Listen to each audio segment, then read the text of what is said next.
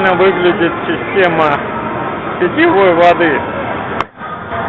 Заливная горловина, от нее шланг приходит в танк. Обязательная система вентиляции танка питьевой воды, иначе у вас все очень быстро зацветет. Помпа, обеспечивающая давление в системе питьевой воды.